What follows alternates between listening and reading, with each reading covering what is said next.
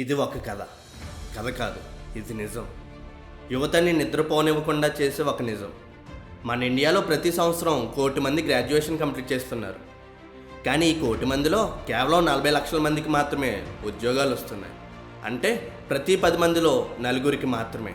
మరి మిగిలిన 60 లక్షల మంది పరిస్థితి ఏంటి? Waste fellow waste fellow waste fellow waste fellow waste fellow waste fellow waste fellow waste fellow waste fellow. ఈ గ్రాడ్యుయేషన్ కంప్లీట్ చేయడానికి దాదాపు 16 సంవత్సరాలు కష్టపడుతున్నాము. ఎంతో డబ్బు ఖర్చు చేస్తున్నాము. పోనీ ఎంత చేసి ఏదైనా మంచి జరిగిందంటే అది లేదు.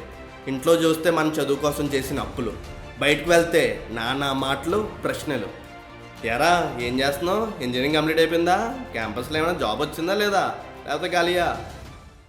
ఎరా ఏం చేస్తున్నావు? ఏమైనా చేస్తున్నావా ఖాళీయా? వాడికేం తెలుసు ఈ గ్రాడ్యుయేషన్ కంప్లీట్ చేయడానికి ఎన్ని రాత్రులు నిద్రపోకుండా చదువుకున్నామని? వాడికేం తెలుసు మనల్ని చదివించడానికి మన పేరెంట్స్ రోజుకి 1 పూట మాత్రమే భోంచేస్తూ బయట ఎండల్లో కష్టపడ్డారని? ఇలాంటి తికమక పరిస్థితుల్లో ఏం చేయాలో తెలియక, ఇంట్లో ఉండే ప్రెజర్ తట్టుకోలేక సగం మంది మళ్ళీ అప్పో సొప్పో చేసి అమీర్పేట కోచింగ్లు అంటూ తిరుగుతూ ఉంటారు. ఇదే మిగిలిన 60 లక్షల మంది జీవిత నిజం. అసలు యువత యొక్క జీవితం ఎందుకు ఎలా ఉందో ఈరోజు తెలుసుకుందాం. ప్రపంచంలోనే యూత్ పాపులేషన్ ఎక్కువగా ఉన్న కంట్రీ మన ఇండియా. దాదాపు 65% మంది ప్రజలు 35 సంవత్సరాల లోపు ఉన్న వాళ్ళే. డెవలప్డ్ కంట్రీస్ అయిన జపాన్, యూకే, ఆస్ట్రేలియాతో పోలిస్తే ఈ ఫిగర్ చాలా ఎక్కువ. అండ్ ఇలాంటి డెవలప్డ్ కంట్రీస్లో ఉన్న ఇబ్బంది ఏంటంటే ఏజింగ్ పాపులేషన్. అంటే 60 సంవత్సరాల కన్నా పైబడిన వారు ఎక్కువగా ఉన్నారు. వీళ్ళెవరు కూడా పనిచేయరు. అందుకే వీళ్ళని డిపెండెంట్ పాపులేషన్ అంటారు. కానీ మన ఇండియాలో అలా కాదు. యూత్ పాపులేషన్ ఎక్కువగా ఉంది. వీళ్ళనే వర్కింగ్ ఏజ్ పాపులేషన్ కూడా అంటారు. మన ఇండియాలో అన్నీ ఉన్నాయి. Human resource, natural resource, labour force, ఇలా అన్నీ ఉన్నాయి. కానీ మన ఇండియాలో లేనిదేంటో తెలుసా? ఐడియా. వీటన్నిటిని ఉపయోగించి జాబ్ క్రియేషన్ చేసే ఐడియా మన దగ్గర లేదు. దీనివల్లే మన ఇండియాలో యూత్ అన్ఎంప్లాయ్మెంట్ రేటు విపరీతంగా పెరిగిపోతుంది. ILO, ఇంటర్నేషనల్ లేబర్ ఆర్గనైజేషన్, ఈ ఆర్గనైజేషన్ ఒక సర్వే చేసింది. ఈ సర్వే ప్రకారం ఇండియాలో ఉద్యోగం లేని వాళ్ళలో 82.9% యూతే ఉన్నారు. ఉద్యోగం లేని వాళ్ళు చదువుకున్నా వాళ్ళ చదువుకు తగ్గ ఉద్యోగం దొరకకపోవడంతో ఇన్ఫార్మల్ సెక్టార్లో పనిచేస్తున్నారు. ఇన్ఫార్మల్ సెక్టర్ అంటే ఏంటంటే అగ్రికల్చర్, కన్స్ట్రక్షన్, స్కిల్స్ లేని జాబ్స్ ఉంటాయి కదా, అవి. అండ్ గిగ్ వర్కర్స్లో యూత్ పర్సంటేజే ఎక్కువగా ఉంది. ఫుడ్ డెలివరీ వంటి జాబ్స్ చేసే వాళ్ళని గిగ్ వర్కర్స్ అంటారు. ఇలాంటి ఇన్ఫార్మల్ జాబ్స్లో పనిచేయడం వల్ల ఫార్మల్ జాబ్స్లో ఉండే సదుపాయాలు వీళ్ళు పొందలేకపోతున్నారు. గత 10 సంవత్సరాల్లో 1,20,00,000 జాబ్స్ జనరేట్ అవుతే కేవలం 10% మాత్రమే ఫార్మల్ సెక్టర్ జాబ్స్ ఉన్నాయి.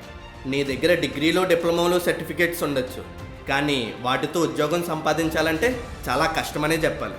ఎందుకంటే ఒకసారి ఈ స్టాట్స్ చూడండి. చదువుకున్న వాళ్ళలో ఎంతమంది ఉద్యోగం లేక ఖాళీగా ఉన్నారు అని.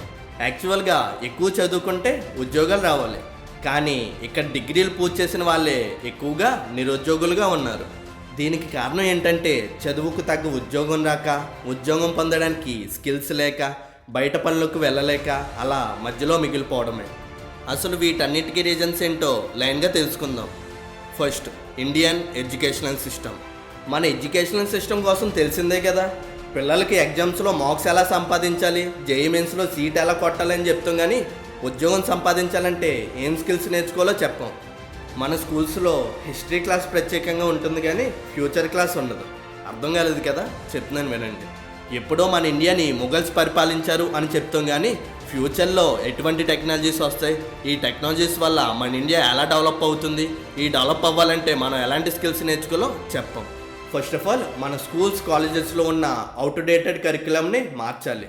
బుక్స్లో ఉండే థియరీ నాలెడ్జ్ని ప్రాక్టికల్గా ఎలా అప్లై చేయాలో స్టూడెంట్స్కి నేర్పించాలి. స్టూడెంట్స్ కన్నా ముందు వాళ్ళకి టీచ్ చేసే టీచర్స్ యొక్క స్కిల్స్ పెంచాలి. A+B² = A²+B² + 2AB అంటే టీచర్స్ చెప్తారు, కానీ ఆర్టిఫిషియల్ ఇంటెలిజెన్స్ ఉపయోగించి ChatGPTలో ఒక వెబ్సైట్ని ఎలా డిజైన్ చేయాలో మాత్రం చెప్పరు. అదేంటండి, ఇంటర్ అయిపోయిన వెంటనే ఇంజనీరింగ్లో artificial intelligence, ML, machine learning కోర్సులు పెట్టేస్తున్నారు కదా, ఆ కోర్సులో నేర్పిస్తారు కదా, మీరేమో ఇక్కడేమో నేర్పిస్తలేదు అని అంటున్నారు అని మీరు అనొచ్చు. ఆ కోర్సులు పేరుకి మాత్రమే పరిమితం. అసలు ఎంతమంది ఎలాంటి కోర్సులు పూర్తి చేసి బయటకు ఉద్యోగాలతో వస్తున్నారో చెప్పండి.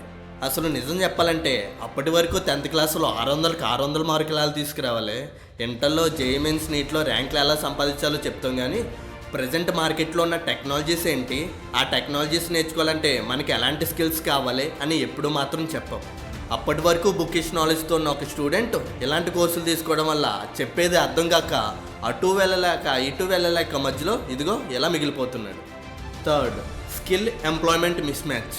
నేను జాబ్స్ లేవు అంటున్నా కదా, అది తప్పు. జాబ్స్ ఉన్నాయి, కానీ ఆ జాబ్స్కి సరిపడే స్కిల్స్ మన దగ్గర లేవు. ఇంజనీరింగ్ కంప్లీట్ చేసి బయటకు వచ్చిన స్టూడెంట్స్లో కేవలం 20% మందికే బయట ఉండే ఉద్యోగాలు చేసే స్కిల్స్ ఉన్నాయి. ఫస్ట్ ఆఫ్ ఆల్ మార్కెట్లో ఉన్న జాబ్స్ తగ్గ స్కిల్స్ మనం నేర్చుకోవాలి. ఇది మాత్రం గుర్తుపెట్టుకోండి. సర్టిఫికేట్స్ జస్ట్ ఒక క్వాలిఫికేషన్ కోసం మాత్రమే, కానీ స్కిల్స్ మాత్రం నీ జాబ్ని డిసైడ్ చేస్తాయి. Second, premature deindustrialisation. డెవలప్డ్ కంట్రీస్లో మనం గమనిస్తే ఎకానమీ గ్రోత్ అనేది ఒక వేలో ఉంటుంది. ఫస్ట్ అగ్రికల్చర్, దాని తర్వాత ఇండస్ట్రియలైజేషన్, లాస్ట్లో సర్వీస్ సెక్టర్ ఉంటుంది. ఈ మధ్యలో ఉన్న ఇండస్ట్రియల్ ఫేజ్ చాలా ఇంపార్టెంట్. ముఖ్యంగా జాబ్స్ క్రియేషన్లో ఎన్నో లక్షల జాబ్స్ క్రియేట్ అవుతాయి, కానీ మన ఇండియాలో అలా కాదు.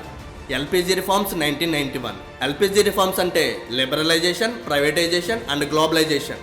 ఈ ఎల్పిజి రిఫార్మ్స్ వచ్చే ముందు మన ఇండియా మ్యాక్సిమం అగ్రికల్చర్ మీదే బేస్ అయ్యేది. ఆఫ్టర్ ఎల్పిజి రిఫార్మ్స్ వచ్చిన తర్వాత మన ఇండియా మధ్యలో ఉన్న ఇండస్ట్రీస్ను వదిలేసి డైరెక్ట్ సర్వీస్ సెక్టర్లో అడుగుపెట్టింది. దీన్నే ప్రీమెచ్యూర్ డీఇండస్ట్రియలైజేషన్ అంటారు.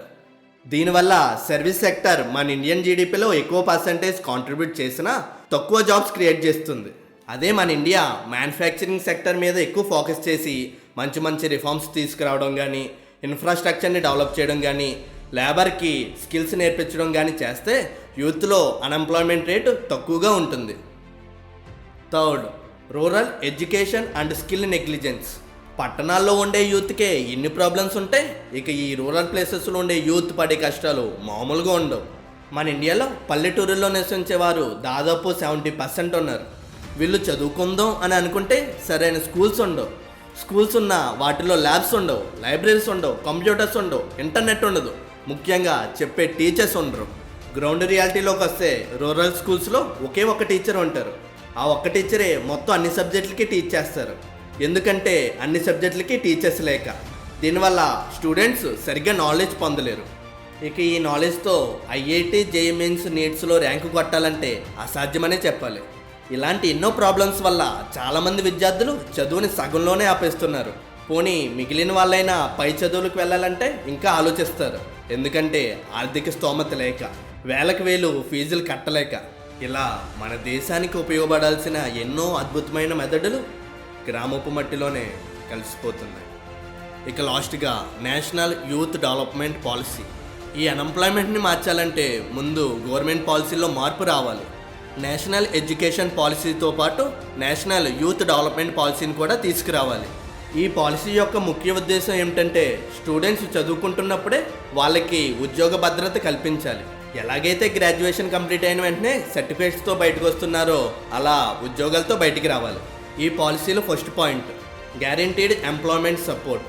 గవర్నమెంటే స్టూడెంట్స్కి స్కిల్స్ నేర్పించి ఆ స్కిల్స్ తగ్గ జాబ్స్ క్రియేట్ చేయాలి.